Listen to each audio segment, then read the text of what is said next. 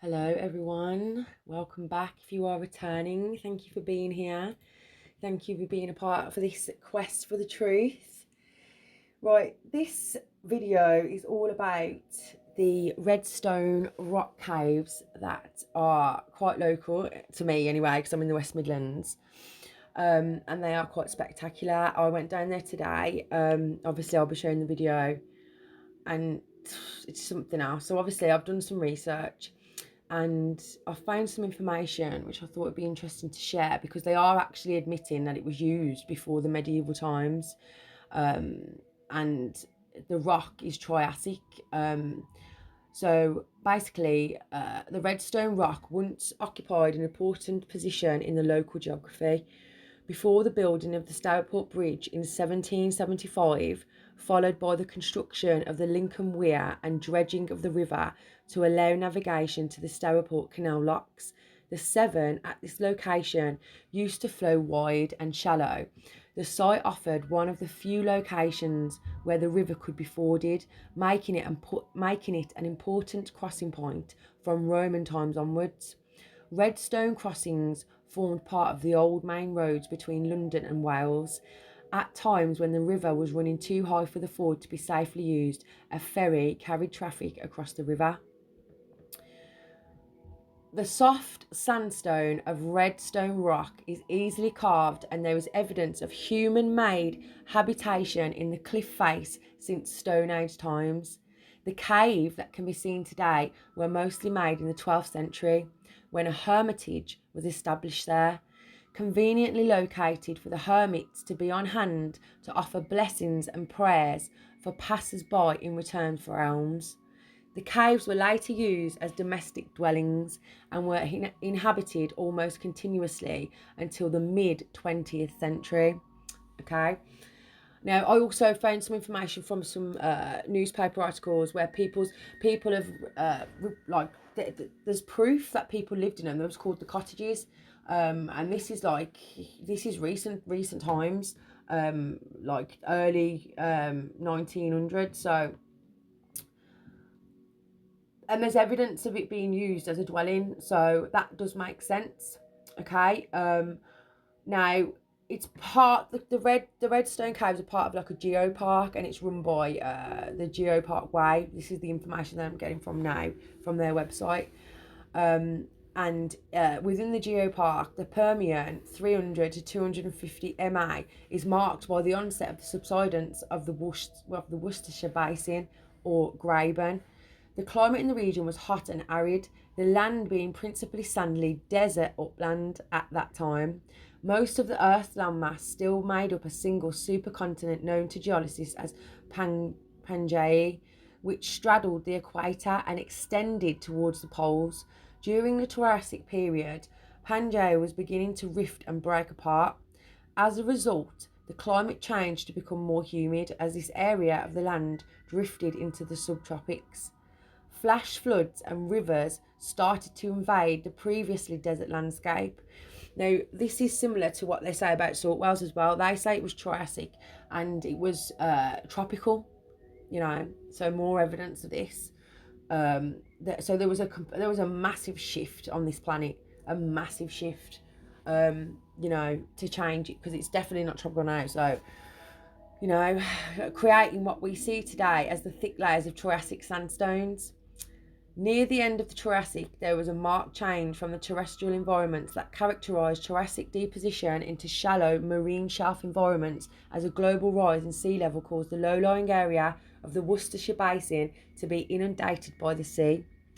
Throughout the Triassic, there was steady transport of Permian dune sands northwards in a complex and extensive fluvial system which stretched from the South Devon through the central Midlands to the Cheshire Basin. So this is obviously the waters and now the rivers and whatnot flow and connect and everything. So the abandoned riverbank of the Redstone Rock consists of deposits of wild moor sandstone formation, which dates from early in the Ancient Age of the mid-Triassic. The formation intersperses iron oxide stained red sandstone layers with much paler and broken layers of the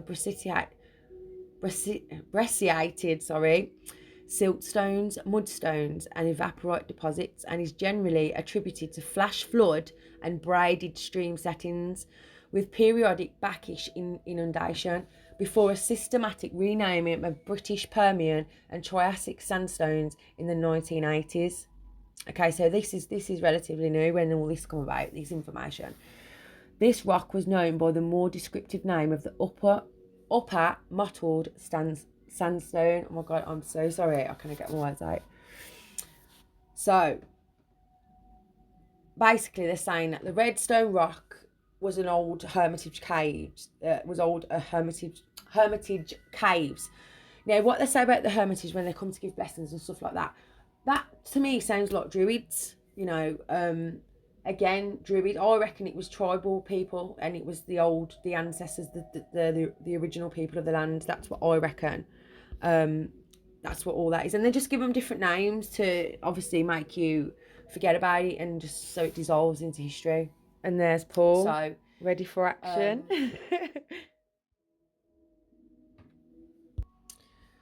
I found some information by the local residents that live around the area that posted it like on a group post, and it says this was from July 2022. I think it's a repost though.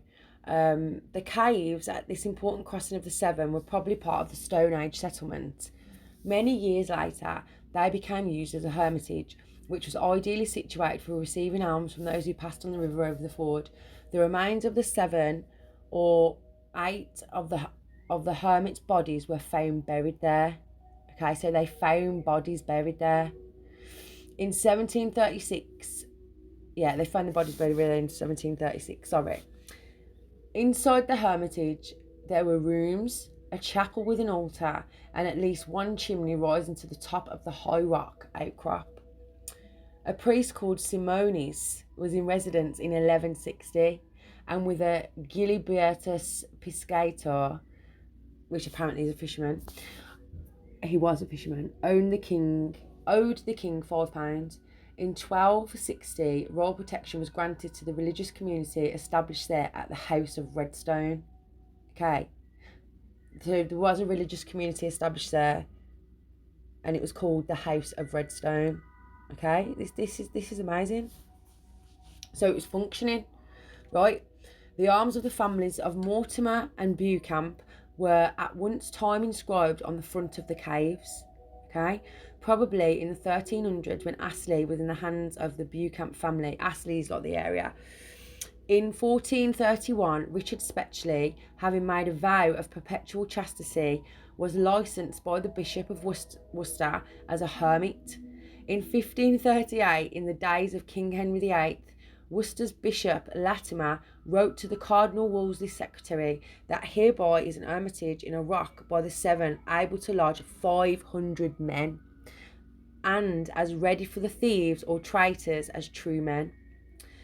The Yarratons were then the owners and continued to have responsibility for both the ferry and the ford for generations. In 1685, an 18-bedroom inn was built there by the wealthy ferry operator James Yarraton. It was said to be empty one day and crowded another. Animals, carts and wagons filled the enclosure outside, waiting for the waters to subside. The construction of the Sarrowport Bridge in 1773 helped to bring about the demise of Redstone. Wow. The Mail continued to use Redstone until 1775, but finally its place as the major fordable crossing of the Severn came to an end in the 1800s. When the water level was raised by the construction of Lincoln Weir in 1848, 6 cottages were established in the caves, and it was reported that they were wretched abodes without doors or windows, hemmed in by winter floods. So people actually lived in these caves. As I said, there were 6 cottages, but at one time there was 500 men, right? This is incredible. And what interests me is they found bodies there. Now, I don't know if any of this information is actually true. I'm just saying this is what I found. But who were they? Like, just 6 bodies. Like, there's no names. who they were, anything like that. And I have had a look. And I also found something else that was really interesting. It was about the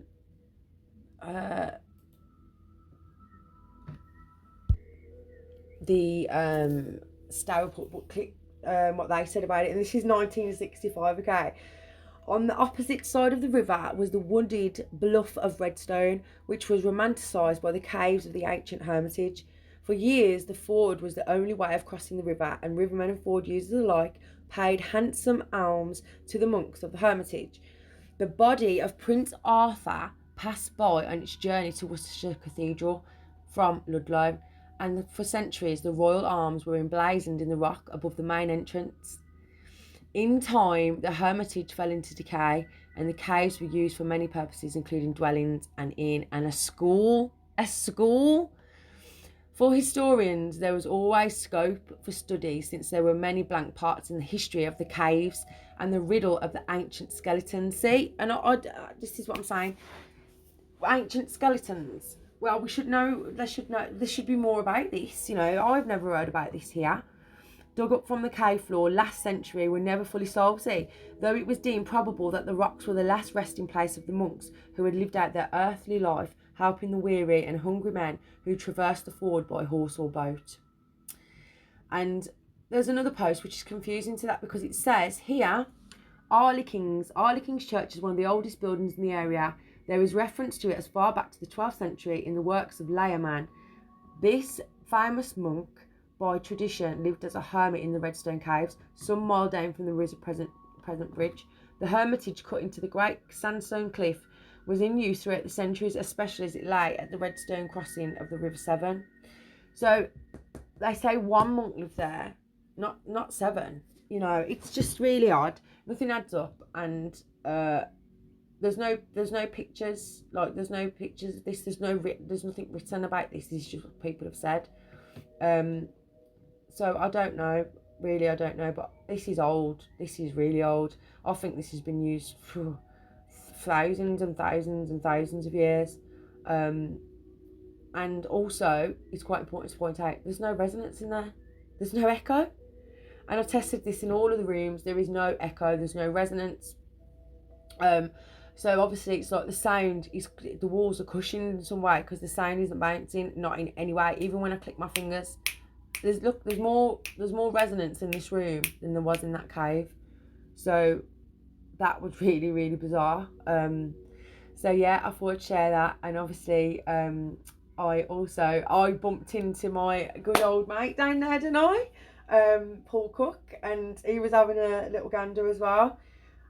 Which is mad, because he's in the Midlands at the moment and he scared me to death. But it's quite bizarre, and he's absolutely amazing, and I'm a massive fan of his work.